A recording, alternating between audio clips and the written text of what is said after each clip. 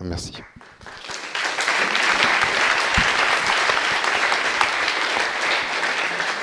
Monsieur le directeur, merci infiniment. Tout de suite, je passe la parole à monsieur... Alors, si vous voulez rester assis, enfin, c'est comme vous voulez. Hein. C'était juste, moi, par esprit de praticité. Alors, vous êtes directeur de recherche au CNRS, responsable de l'équipe d'économie du développement durable et de l'énergie du laboratoire PACT. Vous avez travaillé notamment sur toute la dimension économique de l'énergie solaire, sur la modélisation des marchés énergétiques internationaux. Vous êtes consultant de différentes entreprises, de la Commission européenne. Vous avez reçu collectivement le prix Nobel de la paix il y a quelques années. Et vous enseignez dans différentes... Avec d'autres, oui, avec le GIEC. Bon, mais tout le monde le sait, là, vous êtes tous des spécialistes. Et vous enseignez dans différentes universités. Donc, la règle du jeu, c'est 10 minutes, un quart d'heure max, mais 10 minutes. Ensuite, la parole sera à monsieur le maire, Éric Piolle, pour 10 minutes, un quart d'heure pareillement.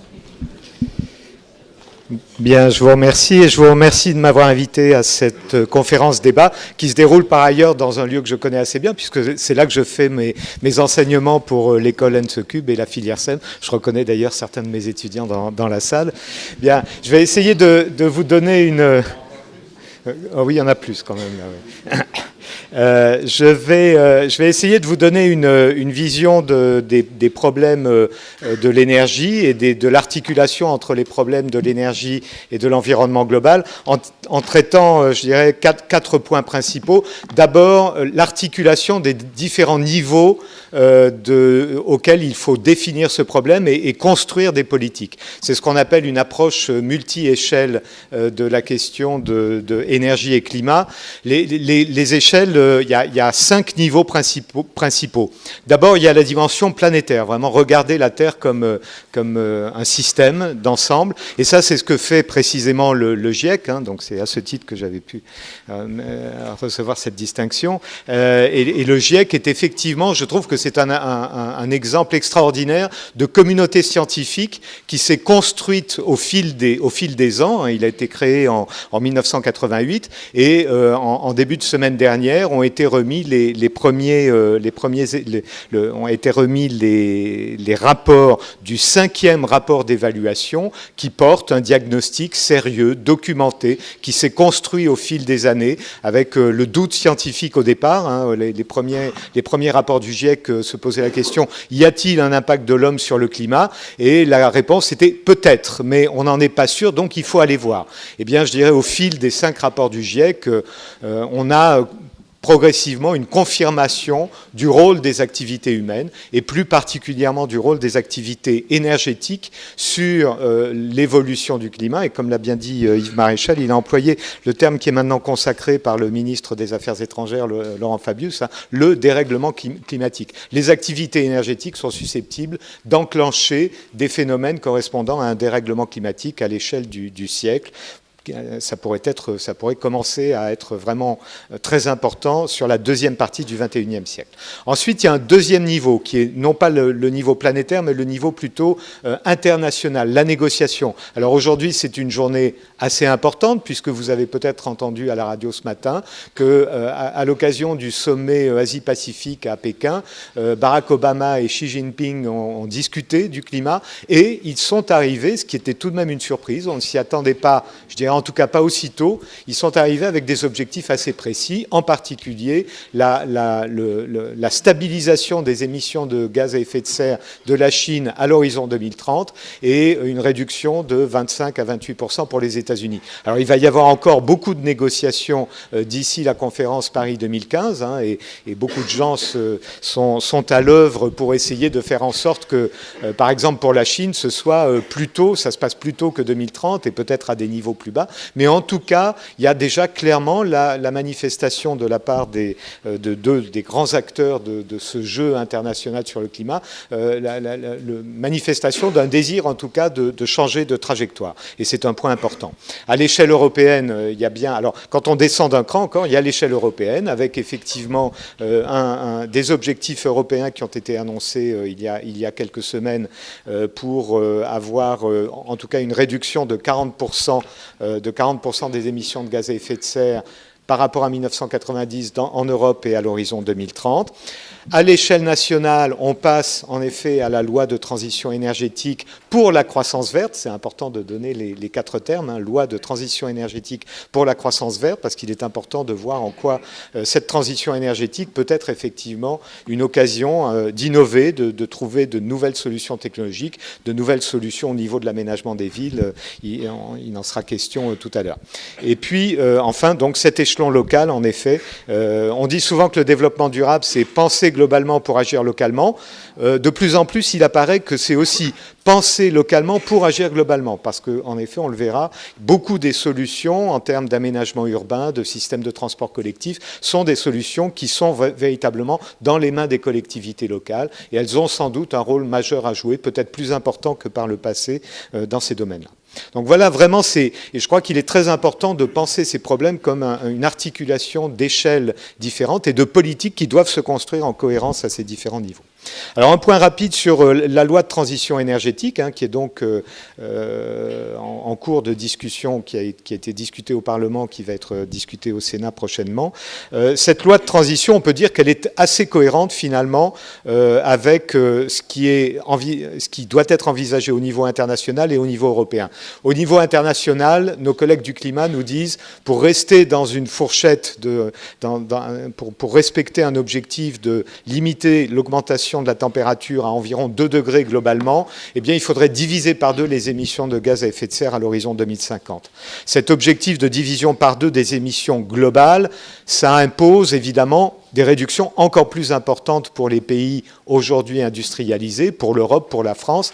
L'objectif européen à 2050, ce n'est pas un objectif officiel, mais ce qui est souvent énoncé, c'est des réductions de l'ordre de 80%. En France, cela fait maintenant plus de 10 ans que Dominique Dron, lorsqu'elle était présidente de la mission interministérielle pour l'effet de serre, avait annoncé et trouvé ce terme du facteur 4, diviser par 4 les émissions de gaz à effet de serre en France en 2050 par rapport à 1990. La loi de transition énergétique est cohérente avec ces objectifs. Dans les quelques objectifs chiffrés qui sont annoncés, il y a alors dans le cadre de la nouvelle politique énergétique française, qui est aussi une politique énergétique qui vise à une diversification des sources, passage du nucléaire à 50% en 2025, réduction des fossiles de 30% en 2030 et effectivement le facteur 4 en 2050, ce qui va supposer, par exemple, la rénovation quasi complète du parc de logements en 2050. C'est un sacré défi. Ça veut dire 500 000 logements par an en rénovation thermique et énergétique. C'est vraiment des chantiers tout à fait considérables. Ça veut dire éventuellement aussi le développement des transports électriques, donc l'installation de 7 millions de bornes de recharge pour les véhicules électriques. Il y a vraiment un ensemble d'actions à mettre en œuvre si on veut en effet respecter les objectifs de la loi de transition énergétique. Juste un dernier mot sur cette loi de transition énergétique. Je pense que c'est peut-être pas tellement au niveau des objectifs qu'il peut y avoir des problèmes de cohérence, peut-être au niveau des moyens qui vont devoir être mis en œuvre. En particulier, je ne peux m'empêcher de mentionner la question de la fiscalité énergétique et de la fiscalité carbone, dont on sait qu'elle n'a pas tout à fait les faveurs de la ministre actuelle de l'Environnement, mais je sais qu'instaurer une véritable fiscalité environnementale, ce sera difficile, ce ne sera pas suffisant, mais je pense qu'on ne pourra pas s'en passer. C'est-à-dire c'est une condition nécessaire de la mise en œuvre de dispositifs d'incitation pour tous les acteurs économiques. Maintenant, cette loi de transition énergétique, ça s'inscrit dans une perspective européenne. Il me reste combien de temps ? 2 minutes, d'accord. Donc, au niveau européen, il y a aussi des défis considérables. On dit souvent qu'au niveau européen, d'ailleurs comme en France, ce qu'il faut relever, c'est le défi d'une énergie propre. Ça, c'est la DG Environnement, la Direction Générale Environnement qui s'en charge. Une énergie sûre, c'est-à-dire, vous avez vu toutes les questions de relations avec la Russie sur l'approvisionnement gazier, l'Ukraine, etc. Ça, c'est plutôt la DG, Direction Générale Énergie, qui s'en charge. Et enfin, une énergie efficace, une énergie qui soit performante. Et ça, c'est plutôt la DG concurrence ou la DG trade qui s'en charge. Les mauvaises langues disent, en Europe, dans la politique énergétique, on parle beaucoup d'environnement, on parle beaucoup de sécurité, mais à la fin de la partie, c'est toujours la DG trade qui l'emporte, c'est la DG concurrence qui domine. Alors, c'est vrai que c'est un peu le plus petit commun dénominateur des politiques énergétiques en Europe. Est-ce qu'il faut penser et réfléchir à une grande politique énergétique européenne unifiée? Compte tenu de l'état actuel, je dirais, de l'Union européenne, il faut peut-être être un peu plus modeste, mais faire en sorte que tous les États européens s'engagent dans la voie de ce qu'on peut appeler la décarbonisation de leur système énergétique. Quand on compare la France et l'Allemagne, on voit que il y a différentes voies, éventuellement, pour assurer cette décarbonisation. Si on compare aussi la Suède et la Pologne, c'est pas la même chose. Il y a des systèmes techniques, des ressources, des passés historiques qui sont différents. Et peut-être que là où vraiment l'Europe peut apporter des éléments tout à fait importants, c'est en créant des éléments de coordination entre ces politiques énergétiques européennes.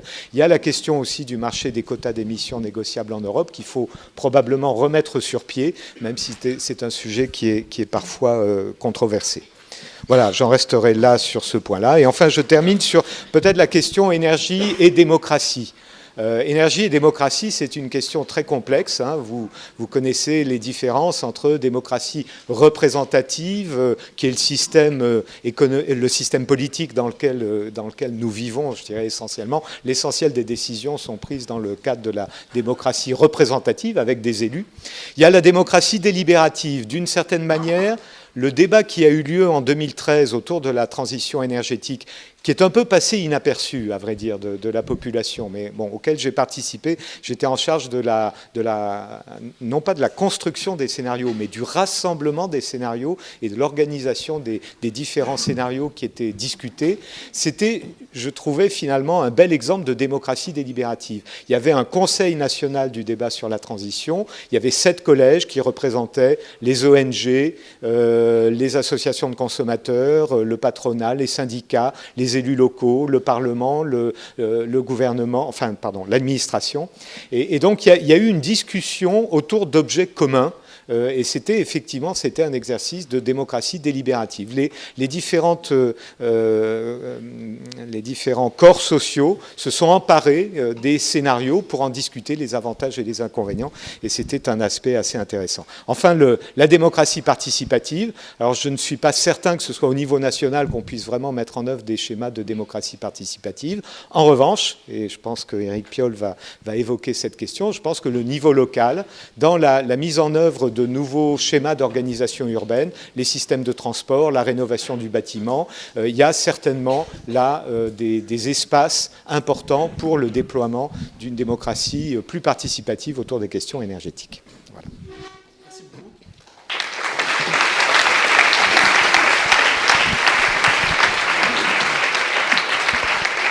Merci infiniment.